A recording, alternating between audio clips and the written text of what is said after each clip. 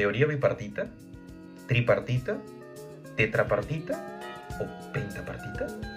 ¿Cuál es la mejor? Es necesario señalar que tanto la doctrina como en la jurisprudencia aún existe ese debate. La doctrina bipartita sistematiza el delito de la siguiente manera. El delito es una conducta antijurídica e imputable personalmente. La teoría tripartita argumenta el delito de la siguiente manera. El delito es una conducta típica, antijurídica y culpable. La teoría tetrapartita señala que el delito es una acción típica, antijurídica y culpable. Y la teoría pentapartita argumenta que el delito es una acción antijurídica, típica, culpable y punible. Pero, ¿cuál es mejor? El problema no está en cuál es mejor que la otra. El problema está que ante la poca uniformización de la teoría del delito, los análisis pueden resultar distantes. Análisis de un mismo hecho. Y esto se puede evidenciar en la enseñanza de las universidades, pero también en los videos que tratan de expandir información del derecho penal, como en TikTok, como en YouTube, como en Facebook o como en clases de Zoom o en Google Meet. Pero yo te voy a dar mi punto de vista. Yo creo que la teoría más eficaz que te puede ayudar a realizar un análisis correcto en la teoría del delito es la teoría bipartita. Las argumentaciones darían para una clase entera, pero lo voy a tratar de resumir de la siguiente forma. Bajo principios del derecho penal contemporáneo, podemos indicar que cuando una conducta transgrede el ordenamiento penal ya debe ser antijurídica.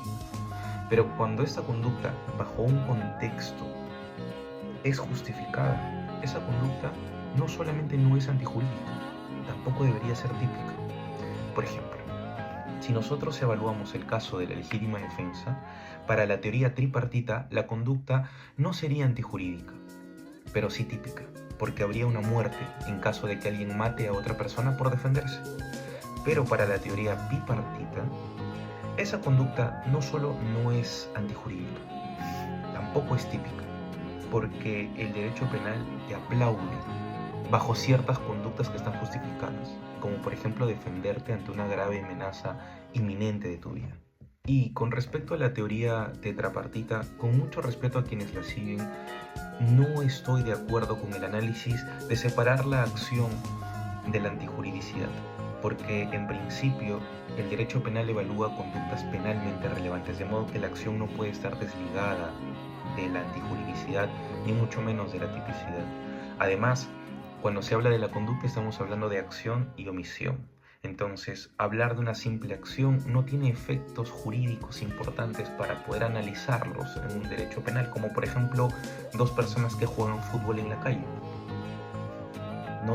No tiene sentido que nosotros analicemos ese tipo de acciones, sino más bien acciones típicamente relevantes. Y eso se adecúa dentro del análisis de la antijuridicidad cuando se habla de conductas penalmente relevantes que evidentemente han sido controladas por el hombre. Y con respecto a la teoría pentapartita, yo personalmente considero que la pena es siempre posterior al delito, así como la teoría de la pena es un análisis totalmente distinto a la teoría del delito. De modo que el delito siempre es antecedente a la pena, y tanto es así incluso su independencia, que pueden existir hechos delictivos que no sean punibles, y no por eso ese hecho no necesariamente va a ser no delictivo, como por ejemplo el hurto entre esposos. Cuando hay un hurto entre esposos, evidentemente la conducta sí es antijurídica, pero existe una excusa absolutoria, de modo que la situación no es punible para quien hurta a su esposo o a su cónyuge. Es por esa razón que considero que la teoría bipartita es contemporáneamente la que mejor podría ayudarnos a poder analizar un caso penal. Pero esto lo digo con mucho respeto a todos mis compañeros y colegas que pregonan otro tipo de teorías, siempre y cuando lo hagan de manera responsable y expliquen los pros y los contras. Creo que la educación va a seguir yendo por un buen rumbo. Este video ha sido un poquito largo, pero traté de simplificarlo lo máximo posible. Nos vemos en un próximo video para seguir hablando sobre teoría del delito y derecho penal. Nos vemos. Chao, chao.